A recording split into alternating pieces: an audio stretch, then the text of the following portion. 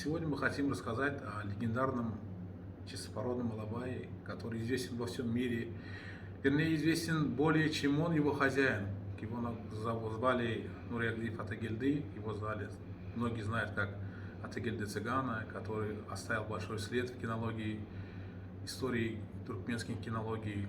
Он известен такими кабелями, как Каракелле, который был трехкратным чемпионом Туркмении 1881, 82, 83 годов. Тогда он был трехкратным чемпионом. Также он известен по своим таким кабелям, как легендарный Акуш, который был чемпионом Туркмении 89, 90, 91 годов. Также вот сын Акуша Бергут, также его кличка был Чапай, потому что он был бесстрашный во всех боях. И я хочу рассказать сегодня об Акуше.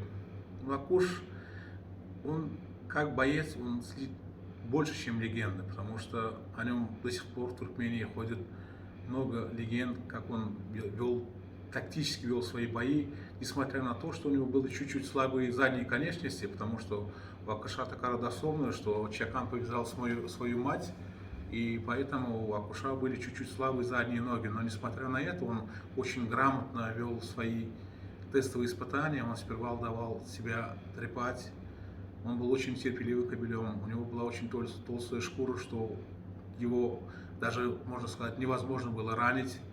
И так что Акуш вел тактическую манеру боя. И также Акуш известен по своим выставкам. Вот 16-17 февраля 1991 года в Алуште была выставка, где участвовал как Акуш, так и его сын, которого я упоминал, Бергут.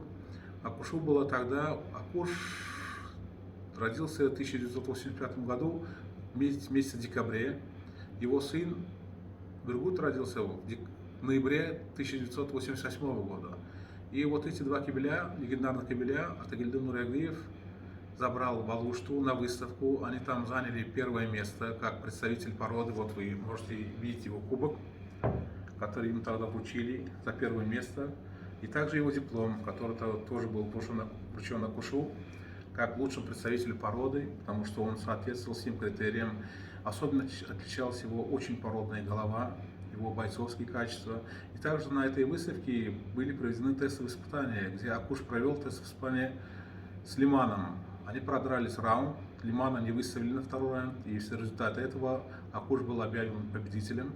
Также был тестирован его сын Бергут, он тоже выиграл на этих тестовых испытаниях.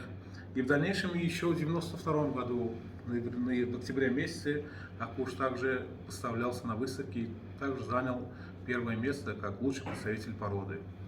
Акуш умер в 1995 году в результате того, что, может, это из-за старости или из-за чисто случайность, когда ему давали глицогонный раколин, который в данное время запрещен, видимо, ему чуть-чуть поставили большую дозу, или, может, старческой не выдержала печень, и в 1995 году Акуша не стало, вследствие того, что ему дали глицогонный препарат.